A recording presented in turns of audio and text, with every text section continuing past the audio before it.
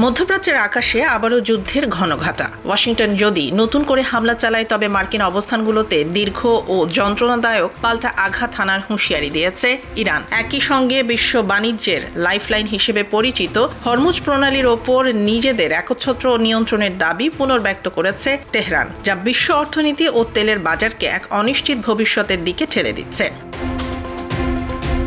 যুক্তরাষ্ট্র ও ইসরায়েলের সাথে ইরানের সংঘাত 2 মাস পার হলেও সমাধানের কোনো লক্ষণ নেই। উল্টো পরিস্থিতি আরও জটিল হচ্ছে। বিশ্বের 20% তেল ও গ্যাস সরবরাহের প্রধান পথ হরমুজ প্রণালী বন্ধ থাকায় বর্তমানে বিশ্ব বাজারে জ্বালানি তেলের দাম আকাশচুম্বী। আন্তর্জাতিক বাজারে ব্রেন্ট ক্রুড অয়েলের দাম ব্যারেল প্রতি $126 পৌঁছে যাওয়ায় মুদ্রাস্ফীতির আশঙ্কায় কাঁপছে বিশ্ব।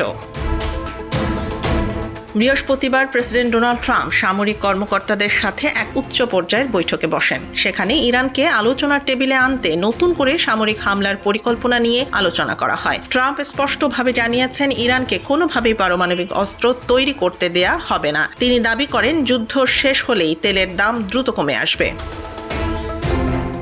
অন্যদিকে ইরানের সর্বোচ্চ নেতা মোস্তফা খামেনি এক বার্তায় জানিয়েছেন পারস্য উপসাগরে বিদেশিদের কোনো স্থান নেই। ইরানের রেভলিউশনারি গার্ডের কর্মকর্তারা হুঁশিয়ারি দিয়েছেন যে মার্কিন রণতরীগুলো এখন তাদের লক্ষ্যবস্তুর নাগালে রয়েছে।